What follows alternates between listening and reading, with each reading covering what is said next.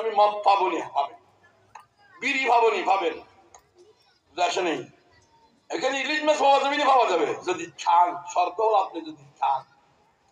তুমি মনে যে চাই সেটা তোমরা তো মনের বিরোধী করেছিলে দুনিয়ার মধ্যে, আমি আল্লাহর ভয়ে তোমার মন মতে চলাও নেই, এখন তোমাদেরকে আমি দেবো বলে বলছিলাম, খাইছেননি সবগুলো। তখন সব স্লোগান দিয়ে বলবে, এখানে যেমন স্লোগান দিয়ে ভাটির দলের, এখানে স্লোগান দিবা আলহামদুলিল্লাহিল্লাযী সাদাকানা ওয়াদাহু ওয়া আওরাসানাল আরদা নাতাবাওয়াউ মিনাল জান্নাতি হাইসু নাশা ফানি'মা আজরুল আমিলিন।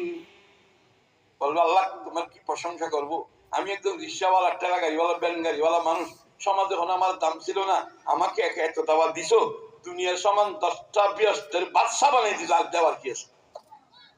বুঝে আসেনি? তখন আল্লাহ বলবে আরে বেটা আর চাও না, আর বলো না, আরো দেব, আর কিছু বলো না, আর কি লাগবে বলো।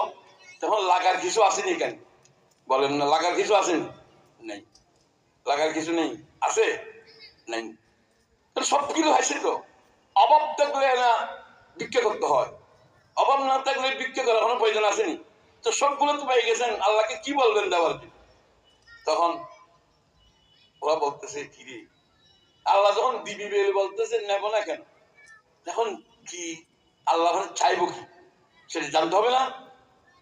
তখন মনে করছিল হুজুরদের প্রয়োজন হয় দুনিয়ার মধ্যে, মানে জন্মগ্রহণ করার সময় লাগবে, মাঝখানে বিয়ের সময় লাগে, শাদীর সময় লাগে, মৃত্যুর সময় লাগে। মনে করছেন মৃত্যুর পর আর মুরব্বীর কোনো প্রয়োজন হয় না। দেখতেছি দুনিয়াতে যেমন লাগছে ওলামায়ে কেরামকে, মৃত্যুর পরের জন্য তো আলেমকে লাগবে। হুজুর আমাদেরকে একটু বলেন না, আল্লাহ তো আরো দিবি বলতেছে, কেন নেব না, কি নেব, কি বলবো আল্লাহকে বলেন, একটু শিখিয়ে দেন। তখন হুজুর বলবে তোমরা বুঝো নাই, আচ্ছা বলেন